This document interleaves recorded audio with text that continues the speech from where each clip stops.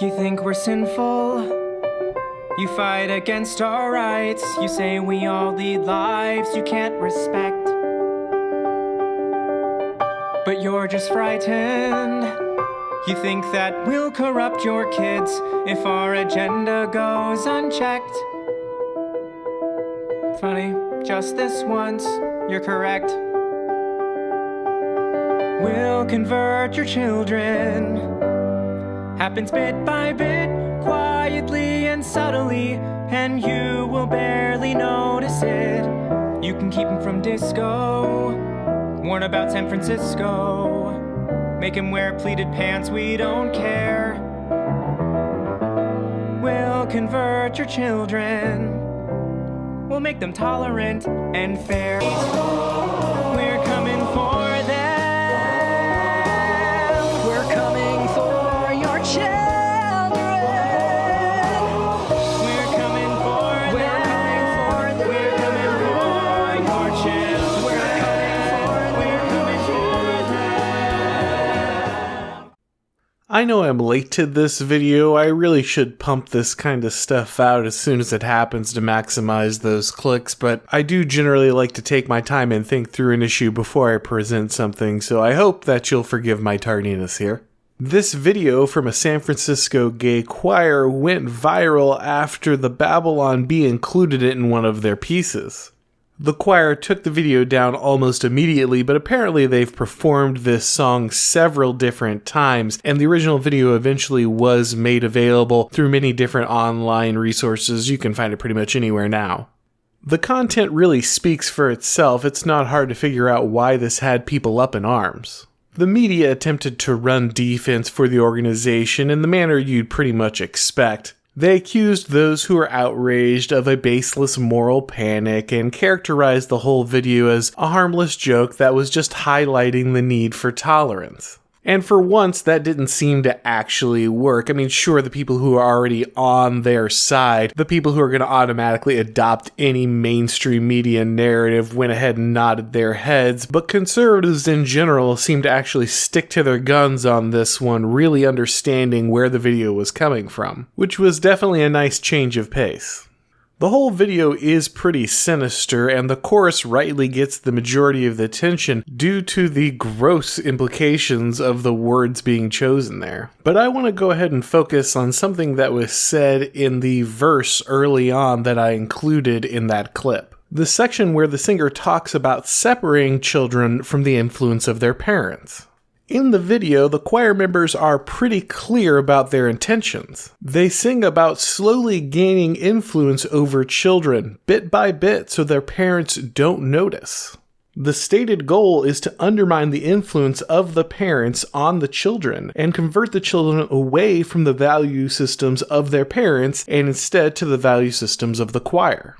And of course, this is nothing new. Everyone knows that the major source of cultural transmission, the primary place where children are going to learn their values, the ones that they will carry into the future, is indeed the family. And this choir is far from the first organization to understand that undermining the influence of family is key if you want to teach children values that are opposed to those the family would otherwise transmit.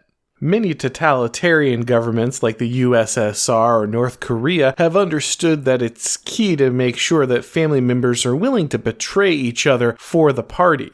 When you're looking to exercise that level of control over people's lives, high degrees of propaganda are absolutely required. The kind of propaganda that would often challenge even the most fundamental values of any family unit. And so therefore, trust inside the family must be abolished if you're going to keep up that level of propaganda. Now, those mechanisms were very direct in countries like the USSR and North Korea. They're something that we can easily spot.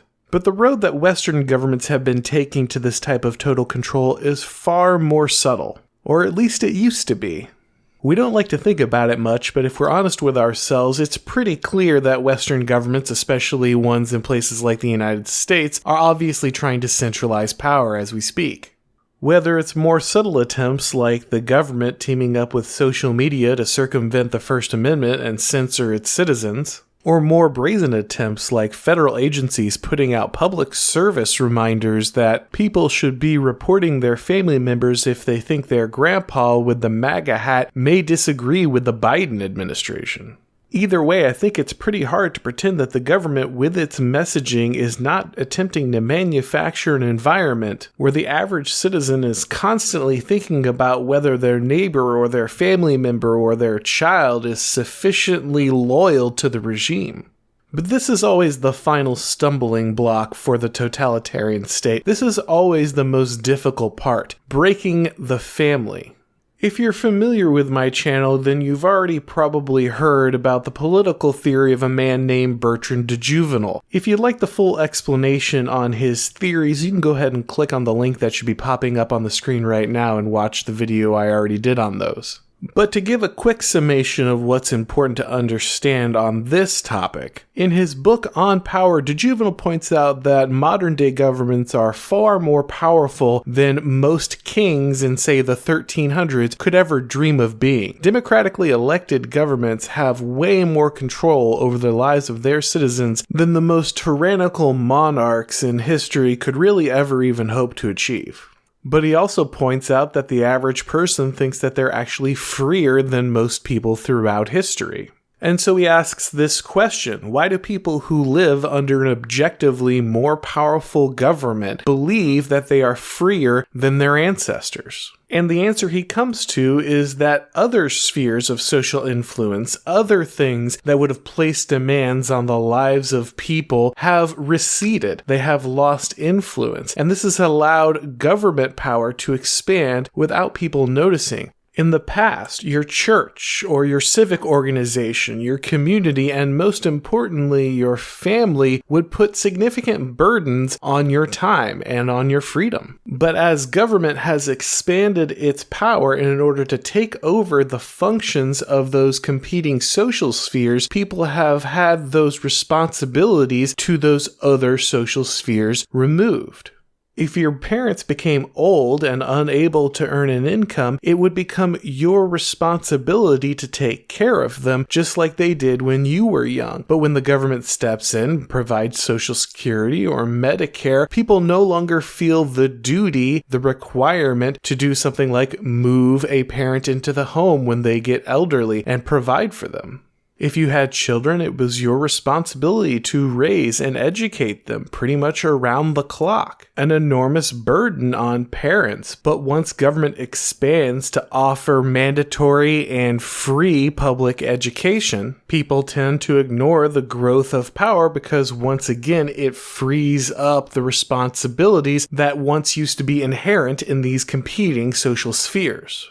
And this is why the family tends to be the final barrier to the total state. It's the one competing social sphere that everyone pretty much has to be a part of automatically. Almost everyone automatically has some kind of family that will inherently compete with the state for control over the children. It is the most natural and organic of all duties, a child to their parent and a parent to their child. And if you can break down that barrier, then you truly have achieved total control. And this is why gender ideology has proven so valuable to the expansion of governments in the West. It treats children as autonomous individuals, ones whose civil rights must be protected at all costs. And inside the structure of the family, who will the government be defending the civil rights of the child against? Well, the parents, of course. Parents who do not adhere to the state ideology are violating the rights of their children. In the all-too-common custody battles that rage inside the American family court system, if a child decides that they have developed a protected gender or sexual identity, any parent disagreeing with that identity or opposing the ideology will automatically lose that custody battle. And this is the unfortunate cost of much of civil rights legislation. When the government can guarantee your right to be treated a particular way in social interactions, that is not a limit or a protection on government power, that is a massive expansion of government power into spheres where it previously had no sway. And when that guarantee of government-protected civil rights is between parent and child, that is the abolition of the final barrier to total state power. A government that can micromanage every aspect of the parent-child relationship is totalitarian. It essentially has no limits.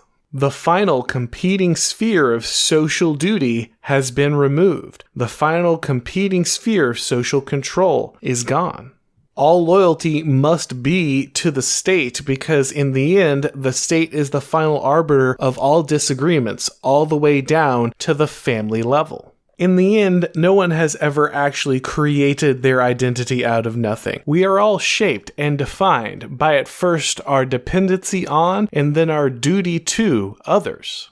And if we do not have dependency and duty to other social spheres, spheres like church, community, tribe, and family, then the only sphere left, the one that will centralize all dependency and all duty, will be that of the totalitarian state. Thanks for watching, guys. If you enjoyed this video, go ahead and click like. If you haven't subscribed yet, now is a great time to do so. If you'd like to follow me on Twitter or you'd like to donate to my Subscribe Star like the amazing people who are currently being displayed on screen, then you can find the links to do both below the video. That's also where you'll find links to my merch store and to my Rumble and Odyssey channels if you'd rather watch the videos on those platforms. Thanks for watching, guys, and as always, I'll talk to you next time.